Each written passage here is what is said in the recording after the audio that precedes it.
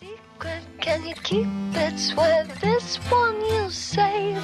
Better lock it in your pocket, taking this one to the grave. If I show you, then I know you won't tell what I said.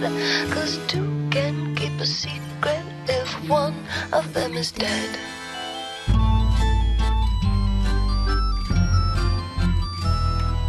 Why do you smile like you've been told a secret?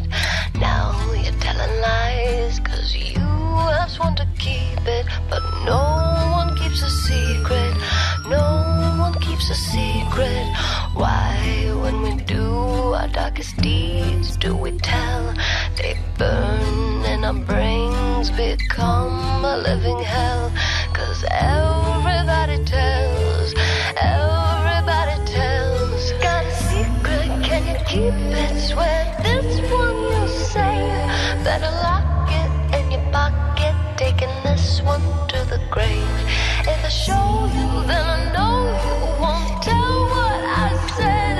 'Cause two can keep a secret if one of them is dead.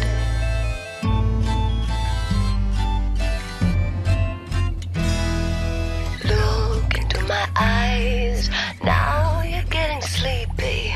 Are you hypnotized by secrets that you're keeping?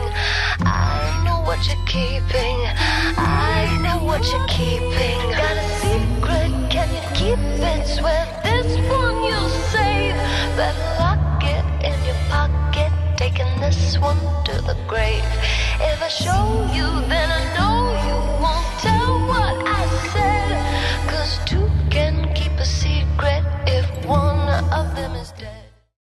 Hey guys, welcome to Craving for Baking. Today I'm going to be taking you straight to Halloween with a spooky Halloween recipe of chocolate brownies. So here are the ingredients so we can get started making these spooky Halloween treats, and I hope you enjoy them.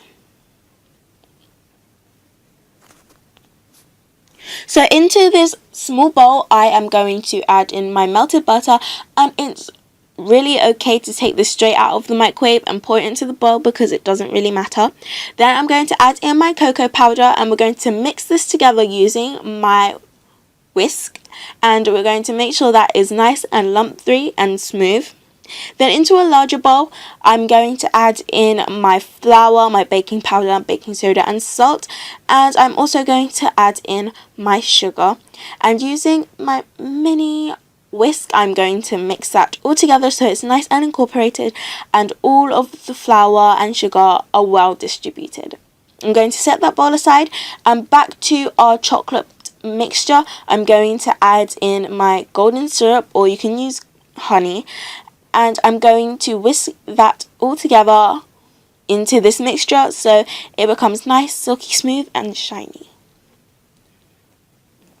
So it should look just like this, and then once it's looking like this I'm going to add in my water, and we're just going to mix that all together, and it should come to a smooth, silky, liquidy consistency just like this, and it should have no lumps in it, and if it does have any lumps in it, make sure you give it a little bit more of a whisk.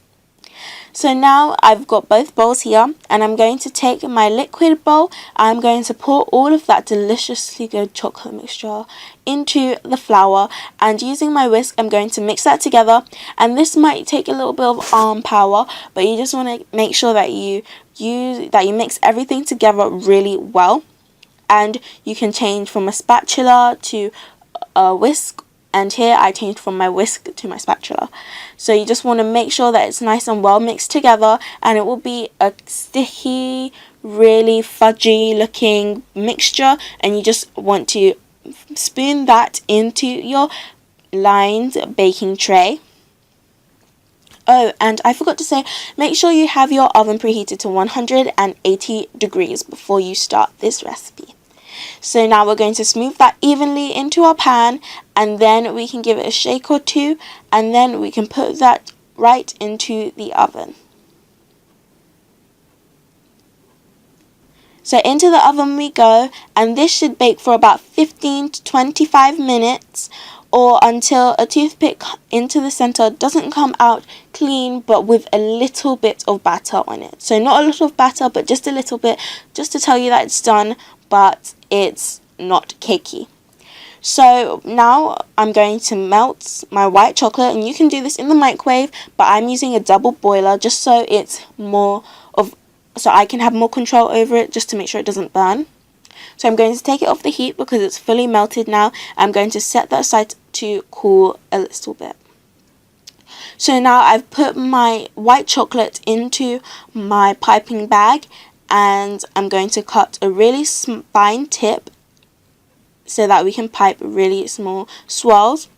And I've also got some chocolate spread that I'm going to spread all across this cake, and you can do it while the cake's still warm because we're going to put it into the fridge anyway. Now with our melted white chocolate, we are going to make rings, kind of like a target. So you're just going to make rings that are larger in size and smaller in size, kind of like a bullseye target kind of thing, and you're just going to do that all the way around until you have as many circles that fits your brownie. And then we're going to use a toothpick to make lines coming from the center outwards, so it kind of looks like a really cool spider web.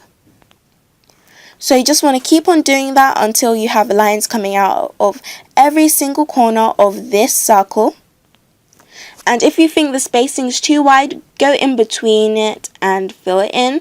And you can even make more swirls and do extra lines coming out of it.